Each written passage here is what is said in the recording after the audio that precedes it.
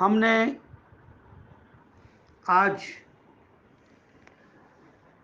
जो ये मती रचित सुसमाचार से पढ़ा 6 अध्याय 19 वचन से लेकर 21 वचन तक, इसको मैं एक दफ़ा और हम सब के लिए पढ़ता हूँ।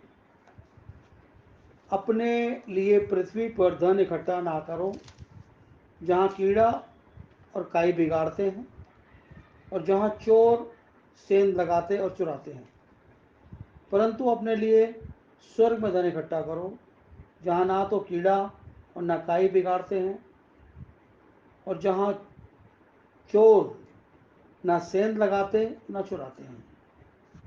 क्योंकि जहाँ तेरा धन है वहाँ तेरा मन भी लगा रहेगा। आमीन। इसको पढ़ने से ऐसा लगता है कि शायद परमेश्वर को धन से बड़ी घृणा है, या परमेश्वर चाहता ही नहीं कि उसके लोगों के पास धन हो।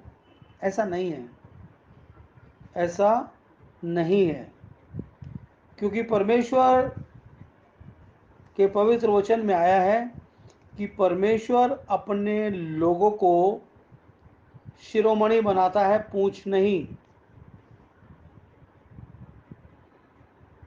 एक बात। दूसरी जगह वचन में आया है कि धन, आदर और महिमा परमेश्वर की ओर से मिलते हैं। तो ये जो हमने पढ़ा है, इसका अभिप्राय क्या है, ये हमें डेफिनेटली समझना है।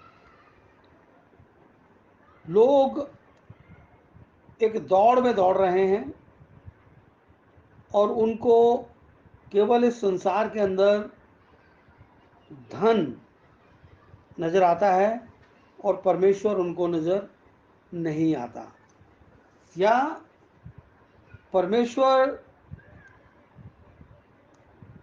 को वो देखने पर भी उसके योग्य आदर, स्तुति और महिमा उनकी जुबान पर नहीं चढ़ते और वो केवल धन की महिमा करते हैं, क्योंकि सारी सामर्थ्य परमेश्वर के पवित्र वचन में है।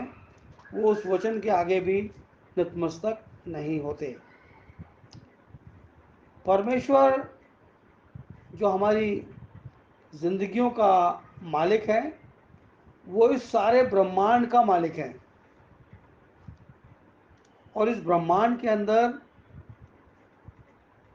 तमाम तरीके के खनिज पदार्थ, सोना, चांदी, प्रीशियस ऑर्नामेंट्स, पत्थर, कीमती और खनिज पदार्थ, ये सब इसी पृथ्वी के अंदर पाए जाते हैं और ये सब परमेश्वर के हैं।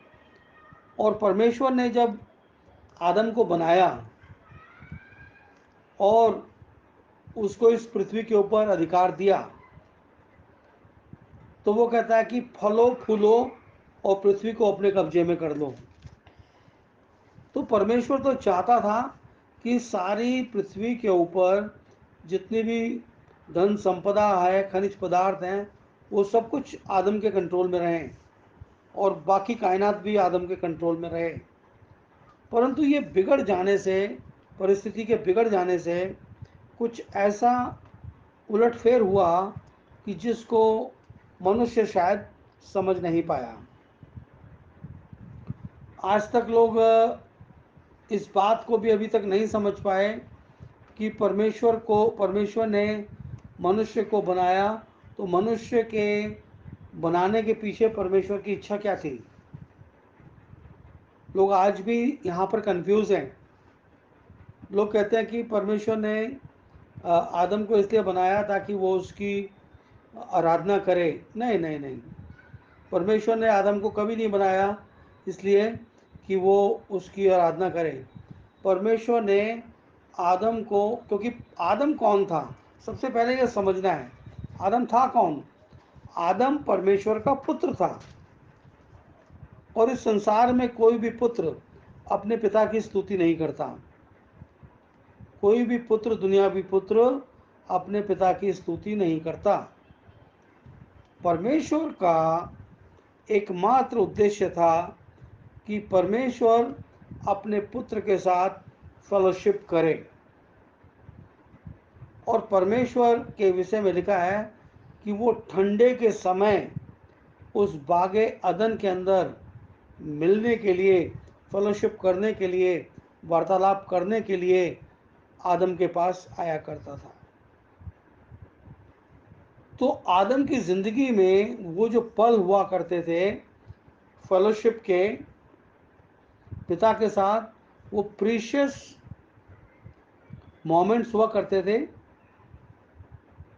क्योंकि उसकी संगति इस ब्रह्मांड के रचयिता और उसके स्वयं के पिता के साथ होती थी। हम सब लोग जो इस दुनिया में रहते हैं, चाहे हम अपने माता पिता के बच्चे हों या हमारे बच्चे हों, हम माता पिता हों, तो इस चीज़ को आप कंपेयर करेंगे। बच्चे से पूछो इस दुनिया में सबसे बढ़िया इंसान कौन है, तो वो अपने माँ बाप का नाम लेगा। एक गरीब के बच्चे को पूछो सबसे बढ़िया इंसान कौन है, वो अपने माँ बाप का नाम लेगा। एक भिखारी को पूछो सबसे बढ़िया इंसान कौन है, उसके बच्चे को पूछो तो वो अपने बाप का नाम लेगा। ठीक है। और एक भिखारी को पूछो सबसे बढ़िया बच्चा किसका है, वो अपनी संतान का नाम लेगा। एक मिडिल क्लास आदमी को पूछो सबसे बढ़िया बच्चा कौन सा है, वो अपने बच्चों का नाम लेगा। एक रईस आदमी से पूछो सबसे बढ़िया बच्चा कौन है, वो अपने बच्चे का नाम लेगा। तो ऐसे ही परमेश्वर के साथ जो आदम की संगति थी, वो ऐसी संगति थी। परमेश्वर के लिए आदम सबसे उत्तम था और आदम के लिए परमेश्वर सर्वोत्तम था। तो ये जो प्रीशियस मोमेंट्स हैं, कई दफ़ा आप देखते हैं, हम दुनिया में भी देखते हैं कि मेरे जैसा इंसान थोड़ा सा लीक से हट के चलने वाला, परंतु बाकी 99% लोग बिल्कुल हर चीज़ का ख्याल रखते हैं। और कई दफ़ा बच्चे उनके गलती करते भी हैं तो पेरेंट्स उनको डांटते नहीं हैं। इस सब का अपना अपना तरीका है और उसमें हम किसी का कोई जजमेंट नहीं कर सकते। हमें कोई जजमेंट उसके लिए नहीं कर सकते। वो उनका अपना तरीका, उनके बच्चे हैं, वो उनके मालिक हैं और वो बच्चे वास्तव में उनके भी नहीं हैं, परमेश्वर ने उनको दिए दान के रूप में, ताकि वो अपने बच्चों की परवरिश अच्छे से करें, वचन के अनुसार करें। तो अभी हम थोड़ा सा धन से हट के चल रहे हैं, बट हमारा विषय धन ही है। हमको धन कहाँ पे इकट्ठा करना है?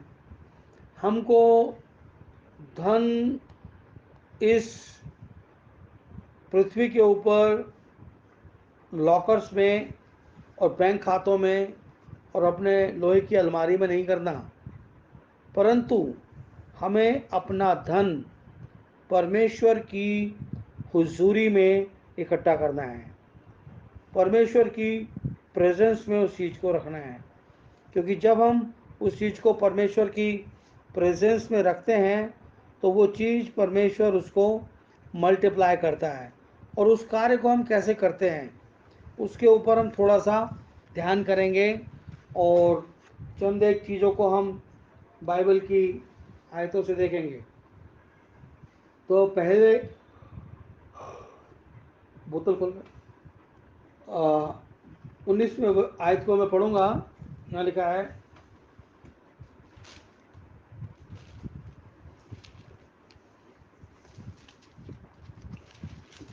अपने लिए पृथ्वी पर धन इकट्ठा ना करो जहाँ कीड़ा लगता है और काई बिगाड़ते हैं, जहाँ चोर सेंध लगाते हैं और चुराते हैं।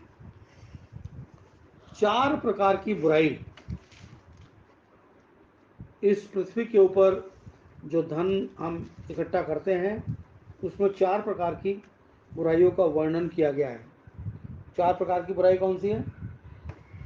अगर आप बहुत सारे रुपए अपने किसी अटैची में डाल दो और उसको सालों साल खोलो मत, तो जो कीड़ा होता है वो कीड़ा उन नोटों को खा जाएगा। और वो नोट बेकार हो जाएंगे। हम भारत को जानते हैं सब लोग।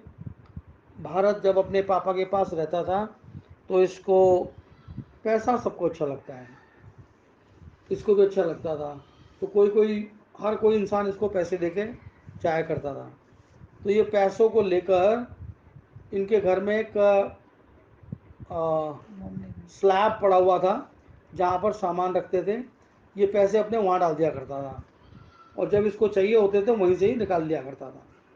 कुछ पैसे इसके पीछे चले जाते थे जो कभी इसके हाथ नहीं आ पाते।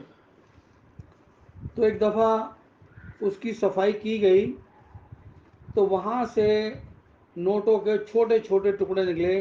तो चूहे थे, उन लोगों ने उन नोटों को काट दिया। तो ये बात बाइबल की प्रूव हो गई कि वहाँ पर कीड़ा लगता है और काई बिगाड़ते हैं। और अगर पैसा बहुत दिन तक ऐसे ही पड़ा रहे तो उसको उसके ऊपर सीलन लग जाती है और सीलन लगने से उसके ऊपर काई चढ़ जाती है और वो फिर किसी काम के नहीं रहता। ठीक है, चोर तो चुराते ही हैं और सेंध तो लगाते ही हैं, ये बात तो जग जाहिर है। तो ये 4 प्रकार की बुराइयों से बचने के लिए परमेश्वर का वचन कहता है कि हमें इस कार्य को नहीं करना चाहिए। अब हमें एक पद देखना है और वो पद मिलेगा हमें, मैं निकालूंगा नीति वचन से, और नीति वचन 23, नीति वचन 23 का 4 वचन हम पढ़ेंगे। यहाँ इस प्रकार से लिखा है, धनी होने के लिए परिश्रम ना करना और अपनी समझ का भरोसा छोड़ना। आदमी को मेहनत किस लिए करनी है? मेहनत उसे उतनी करनी है जिससे उसकी ज़रूरत इस पृथ्वी की पूरी हो। क्योंकि परमेश्वर ने आदम से कहा, परमेश्वर ने आदम से कहा कि तेरे कारण ये पृथ्वी श्रापित हुई है। अब तू एड़ी से चोटी तक पसीना बहाएगा और पसीने भरी कमाई खाया करेगा। पृथ्वी तेरे लिए ऊंट कटारे उगाया करेगी। तो पृथ्वी के ऊपर मनुष्य के लिए परिश्रम ठहराया गया है। और कुछ लोग कहते हैं कि ये बहुत ज़्यादा भाग दौड़ करता है। तो भाग दौड़ तो आदम के लिए ठहराई गई है, मगर वो भाग दौड़ का संबंध हमारे हृदय से, जो हमारा दिल है उससे, परमेश्वर के लगाव में और दुनियादारी के लगाव में एक रेशो क्रिएट करता है कि हम कितना डेडिकेटेडली परमेश्वर के लिए समर्पित हैं और कितना हम दुनिया के लिए समर्पित हैं या अपने परिवार के लिए समर्पित हैं। परमेश्वर को ये भी नहीं भाता कि हम परमेश्वर से ज़्यादा अपने आप को या अपने परिवार को भी चाहें, क्योंकि बाइबल कहती है कि तू अपने सारे मन, अपने सारे तन, अपने सारे धन से अपने यहोवा परमेश्वर की परिस्तुति कर। अगर मेरे पास एक खूबसूरत बीवी है, खूबसूरत बच्चे हैं, मैं उन्हीं में लुप्त हो जाऊं, गुप्त हो जाऊं, तो परमेश्वर उसको अप्रिशिएट नहीं करता। वो देखता है कि मेरा सारा लगाव तो मेरी बीवी और मेरे बच्चों की तरफ है। अब वही लगाव अगर मैं हटा के परमेश्वर की तरफ करूं कि सबसे पहले मेरा परमेश्वर है, और वो शब्द मेरी आत्मा से निकलें, मेरी जुबान से ना निकलें, अगर वो शब्द मेरे यहोवा परमेश्वर को सराहने के लिए मेरी आत्मा से निकलें, क्योंकि परमेश्वर हृदय और गुर्दों को जांचने वाला परमेश्वर है और वो वैसे नहीं जांचता। उसके सामने हर चीज बेपर्द है, खुली है। अब जब उसके सामने सारी चीज़ें खुली हैं तो हम उसको कैसे ढांक सकते हैं कि परमेश्वर उसको ना देखें। तो परमेश्वर कहता है कि हमें अपना जो दिल है वो डेडिकेट करना है परमेश्वर को। यूँ तो हमारी ज़िंदगी समर्पित है। जब हम बपतिस्मा ले लेते हैं यीशु मसीह के नाम में, तो हमारी लाइफ पूरी समर्पित हो जाती है परमेश्वर को। परंतु उसके बावजूद भी दिल 100% डेडिकेटेड रहना चाहिए परमेश्वर की महिमा के लिए। और फिर अगर हम ऐसा कर पाते हैं, जो ऐसा कर लेते हैं, उनकी ज़िंदगियों में तकलीफ़ें या परेशानियों की कमी नहीं होती, पर उनके सारे काम करने के लिए परमेश्वर अपने हाथ को बढ़ाता है। उनके सारे काम करने के लिए परमेश्वर अपने हाथ को बढ़ाता है, और वो फिर वहाँ से ब्लेसिंग्स परमेश्वर की ओर से आती हैं और परमेश्वर उन कार्यों को पूरा करता है। एक वचन और मैं पढ़ूंगा अपने और आपके लिए, और वो मिलेगा आपको लूका रचित सुसमाचार, उसका 12 अध्याय और उसका 21 वचन। यहाँ पे ऐसा लिखा है, ऐसा ही वह मनुष्य भी है जो अपने लिए धन बटोरता है, परंतु परमेश्वर की दृष्टि में वो धनी नहीं है। यहाँ पर एक धनवान मूर्ख का उदाहरण यहाँ पर दिया गया है, और आप इसको फुर्सत के समय पढ़ लीजिएगा 13 वचन से लेके 21 वचन तक। यहाँ पे लिखा है, किसी धनवान ने बड़ी की भूमि उपज हुई, और वह अपने मन में विचार करने लगा कि मैं क्या करूं, और मेरे यहाँ जगह नहीं कि मैं अपनी उपज इत्यादि रखूं। तो उससे कहा कि मैं यह करूंगा कि अपनी बारियां तोड़कर उसे बड़ी बनाऊंगा, जहां अपना सारा सब अन्न और संपत्ति रखूंगा, और अपने प्राण से कहूंगा कि मेरे प्राण, बहुत वर्षों के लिए बहुत संपत्ति है, चैन कर, खा पी और सुख से रह। परंतु परमेश्वर ने उससे कहा, हे मूर्ख, इसी रात तेरा प्राण तुझसे ले लिया जाएगा। क्योंकि वो परमेश्वर को धन्यवाद नहीं कर रहा कि परमेश्वर तू कितना महान है, तूने मुझे इतना अनाज दे दिया, मुझे इतनी समझ दे दी कि मैं ये सब कुछ रख पा रहा हूँ, मैं तेरा धन्यवाद करता हूँ कि तूने मेरे लिए एक वर्ष में कई वर्षों का इंतजाम कर दिया। परंतु वो कहता है, मैं अपने प्राण से कहूँगा, खा पी और मौज ले, खा पी और मौज ले। और वो कहता है कि तुझसे आज ही रात तेरा प्राण ले लिया जाएगा। तो कहाँ रही धन, कहाँ रहा संपत्ति? आपने जो करना था वो नहीं किया। आपका प्राण कमाने नहीं जा रहा है, आपका शरीर कमाने जा रहा है। और प्राण खाता नहीं है, शरीर इन चीज़ों का सेवन करता है। प्राण तो इंसान को चलाने के लिए परमेश्वर ने उसके अंदर रखा है। तो जो बेवकूफ़ी इंसान अपनी ज़िंदगी में करता है, ये उसका प्रमाण यहाँ पर बाइबल दे रही है हमको। अब एक पद और पढ़ता हूँ मैं अपने और आपके लिए, इब्रानियों की पत्री 13 अध्याय और उसका 5 वचन पढ़ेंगे। यहाँ पे लिखा है, तुम्हारा स्वभाव लोभ रहित हो, जो तुम्हारे पास है उसी पर संतोष करो, क्योंकि उसमें आप ही कहा है, मैं तुझे कभी नहीं छोड़ूंगा और कभी नहीं त्यागूंगा। आपको जब ये प्रॉमिस परमेश्वर की ओर से मिला हुआ है कि परमेश्वर आपको कभी छोड़ने वाला नहीं, तो आपके पास जो है उसमें धन्यवादी रहो। और अगर फिर भी कुछ आवश्यकता पड़ती है तो परमेश्वर उसका प्रोविज़न आपको प्रोवाइड करेगा। इस पृथ्वी पे ऐसे ऐसे मुल्क हैं कि जहाँ लोगों के पास रेगुलर जॉब नहीं होती पूरे महीने के लिए, वो घंटों के हिसाब से काम करते हैं, 2 घंटे यहाँ, 4 घंटे वहाँ, और 1 घंटा वहाँ, और उससे उनका जीवन निर्वाह होता है। तो अगर आपको मल्टीपल काम भी करने पड़ेंगे तो वो उसी लिमिट में होंगे, उसी लेवर के अंदर होंगे जो आपने एक दिन में करनी होती है। याकूब की पत्री 5 अध्याय 1 से 3 वचन तक पढ़ेंगे। हे धनवानों सुन लो, तुम अपने आने वाले कलेशों पर चिल्ला चिल्ला कर रो।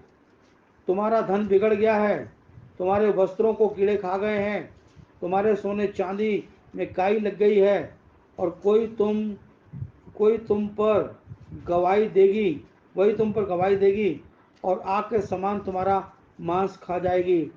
तुमने अंतिम युग में धन बटोरा है।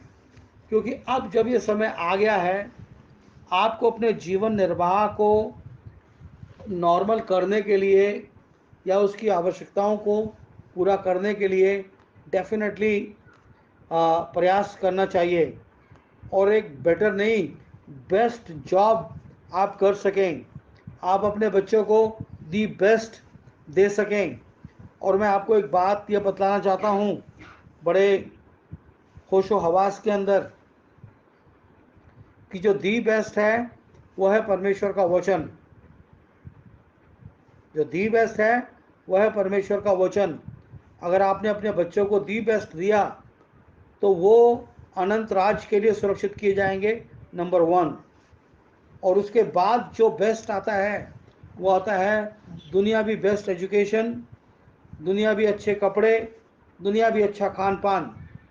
अगर आपने उनको अब परमेश्वर के वचन से तृप्त कर दिया है तो उनको बाकी की दुनियावी चीज़ें इतनी आकर्षित नहीं कर सकती, ना इतनी लस्टी लगेंगी कि वो लस्ट फील करें। उनको परमेश्वर जो कुछ देता है उसमें उनको संतुष्टि होती है, क्योंकि उनको परमेश्वर ने एक ऐसा मन दिया है। 20वीं आयत कहती है, परंतु अपने लिए स्वर्ग में धन इकट्ठा करो, जहाँ ना तो चोर है तो कीड़ा, और ना तो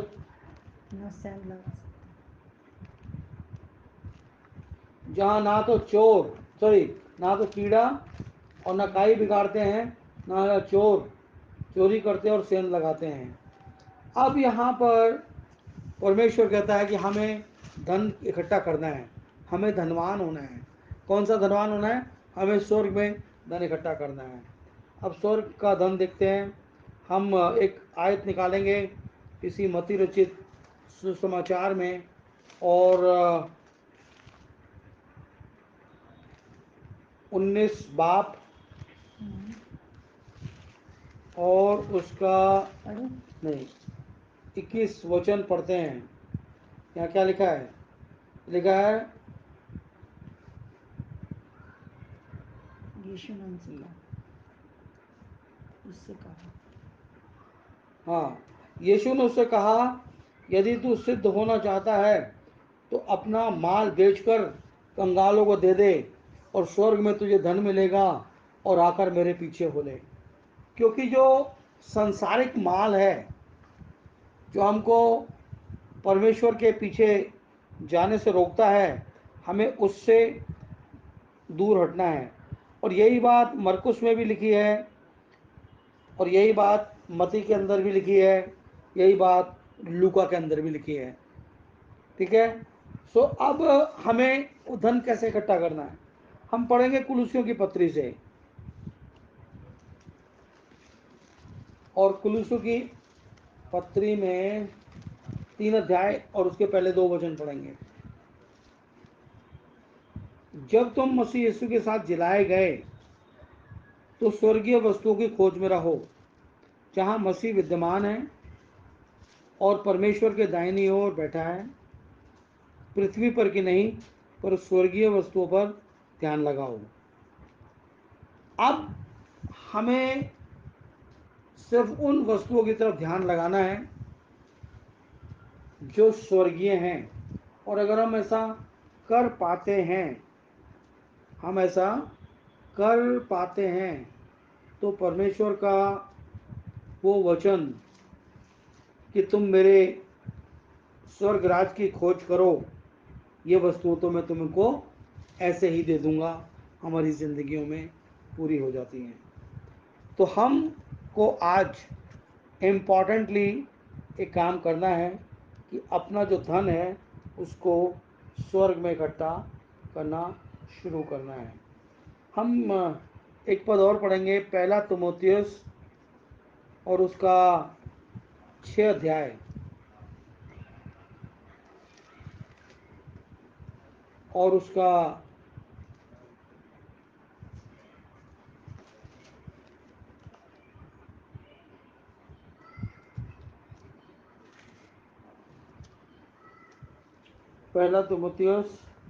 6 अध्याय 17 से 19 वचन।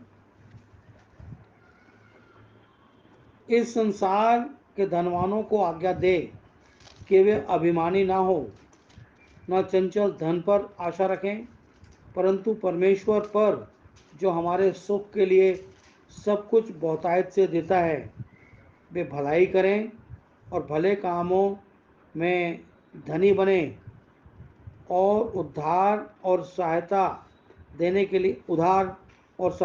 लिए तत्पर हों और आगे के लिए एक अच्छी नींव डालें, तो सच्चे जीवन को बस में कर लें।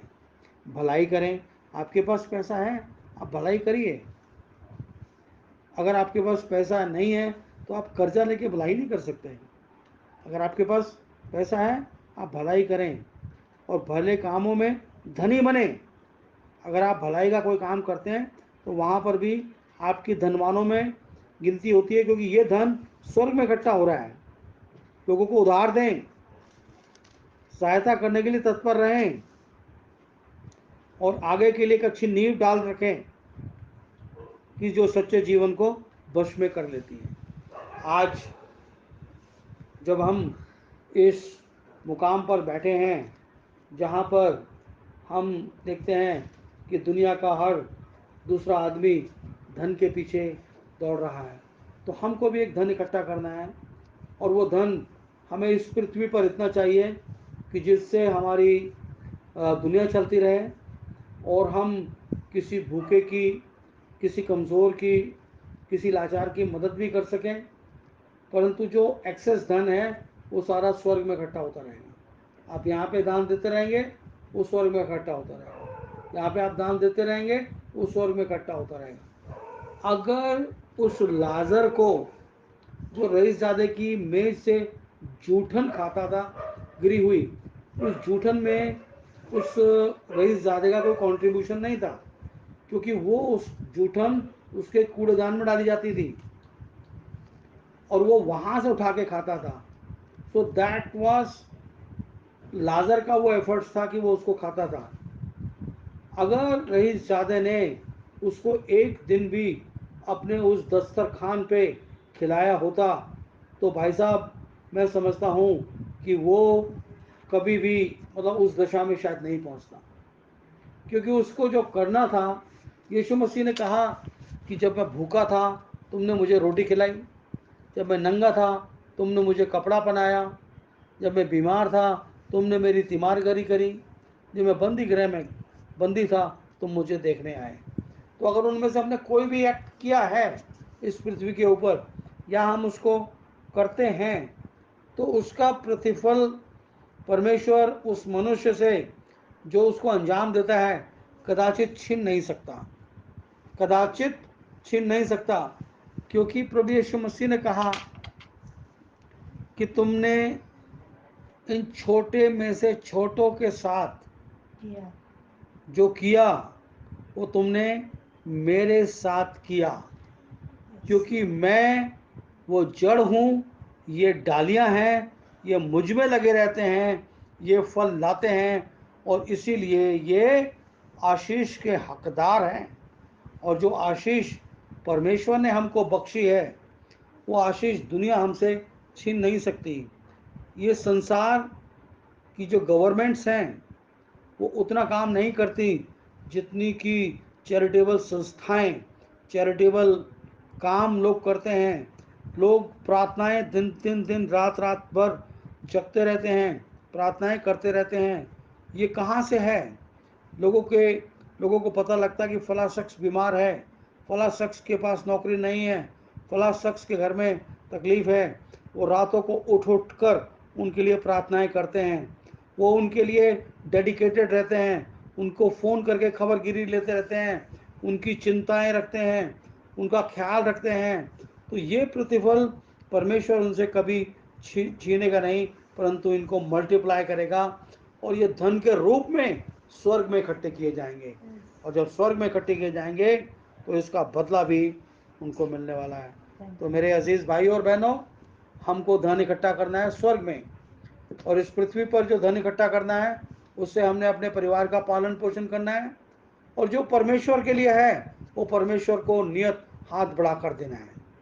हाँ, ये भी एक इम्पॉर्टेंट बात है, चलते चलते हम इस बात की भी चर्चा करें।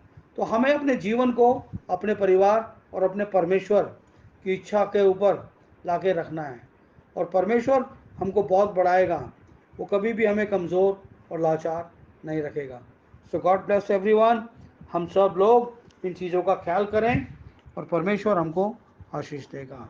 आमेन, आमेन।